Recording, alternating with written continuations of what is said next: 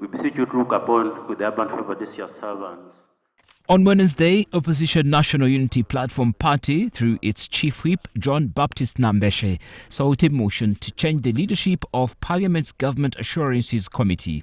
He moved to have the leadership of Dr. Abed Bwanika and his deputy Joyce Bagala, replacing them with Joseph Ssewungu and Bethel Naluyima. I hereby, therefore, in keeping with that rule, withdraw the name of the Honorable Dr. Abed Bwanika and the Honorable Bagala Joyce as chairperson and deputy chairperson of government assurances and implementation respectively. However, the House dismissed the call, insisting that Nambeshe either withdraws his motion or explain why Dr. Bwanika and Bagala had to be replaced. Just convince the House that was convinced to approve the two, that Abed is incompetent or the vice is incompetent. Just give us the reason. Honorable Speaker, the Committee of Government Assurances has not been meeting.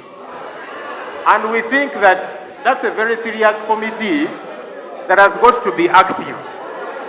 Failing to convince the House, his motion failed and the House voted to maintain Dr. Bwanika and Bagala through a move called by the Speaker. Those in favor say on the contrary, nay.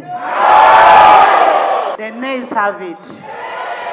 However, today the leader of opposition in Parliament, Ssenyonyi, says the National Unity Platform Party has washed its hands off Dr. Bwanika and Bagala. He explained that they have the overwhelming support of the ruling NRM and can no longer hold the government in check. They no longer represent us as chairperson and vice chairperson because we are the ones who appointed them and we relieved them of that duty.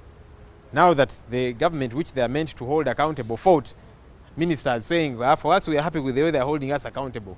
There are people, why are you fighting them? We want them to be the ones to remain. We said, okay, we've handed you over to those your people. You don't represent us anymore. We'll keep moving on to other things. Meanwhile, Ssenyonyi has dismissed as ineffectual President Museveni's recent move to root out corruption from government. This follows the recent arrest of 5 members of parliament and several other officials on charges of embezzling billions of shillings. However, Ssenyonyi says the president's fight against corruption is unlikely to have a far-reaching impact since only a few officials are being targeted for prosecution. This corruption which is happening is not happening on the moon, it is happening here. Of course, now I have opened and warned them, so be sure that you are not in my gun sights. I am not yet too excited personally because we have been here before. During the Mabati saga, they arrested a few, but there were other big shots who stole Mabati. They were not touched at all. The government of Mr. Museveni has got no resolve to fight corruption. What he's doing now, sometimes there is pressure from the West, from the US, from Europe and so on, and they're telling him, now, we fund your government, but there's a lot of theft. What are you doing about it? So he says, okay, let me do something. So he will, touch a few here and there to make it seem like he's really fighting corruption, and yet not.